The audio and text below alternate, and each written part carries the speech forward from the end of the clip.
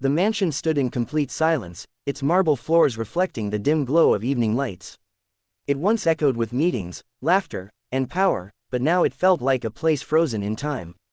At the center of it all lay its owner, a once dominant CEO who had built an empire from nothing. After a devastating accident months ago, he was left paralyzed, unable to move or speak. His sharp voice, which once commanded boardrooms, had been replaced by an unbroken stillness that made everyone uncomfortable. Bodyguards had been hired one after another, each arriving with confidence and leaving with quiet relief. Some said the job was too eerie.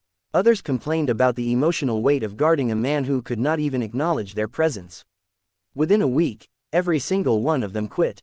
The mansion staff whispered that no one could last in a place where silence felt heavier than noise. Then Daniel arrived. He wasn't like the others. His suit was slightly worn, his posture less rigid, and his eyes carried a tired determination. A single father to a young daughter, Daniel had been struggling to make ends meet after losing his previous job. This opportunity wasn't just another position, it was survival. He couldn't afford to walk away, no matter how strange the situation seemed. On his first day, Daniel was led into the CEO's room. Machines hummed softly, monitoring every breath. The man lay still, his face expressionless, his body unmoving beneath the sheets. For a moment, Daniel felt the same unease the others must have felt. But instead of turning away, he stepped closer. "Good morning, sir," he said quietly, unsure if the words even mattered. There was no response, of course. Only silence. Still, Daniel continued. He spoke about the weather, about the traffic outside, even about his daughter's school day. It felt strange at first, like talking into an empty room. But something kept him going. Maybe it was habit, maybe it was hope. As the days passed, Daniel settled into a routine. He stayed alert, watched every detail, and never allowed himself to drift. But more than that, he kept talking. He treated the CEO like a person who could hear him, not just a body in a bed. While others had seen only a lifeless responsibility, Daniel saw a man who might still be present in ways no one understood. By the fourth day, something unusual caught his attention. As Daniel adjusted the curtains to let in a bit of sunlight, he noticed the CEO's eyes shift slightly. It was subtle, so subtle that anyone else might have dismissed it as coincidence. But Daniel froze, watching carefully. He moved to the other side of the room.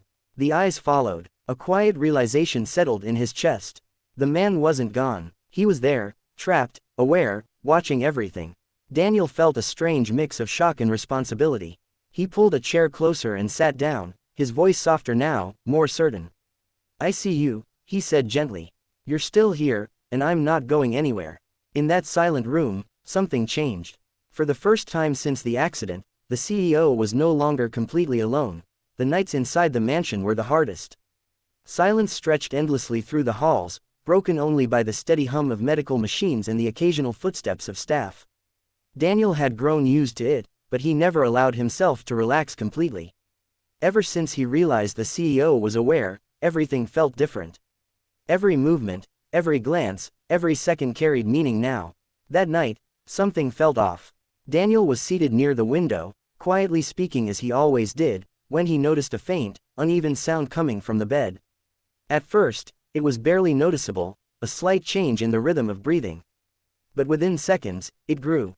More alarming. The CEO's chest began to rise sharply, his breaths turning shallow and strained.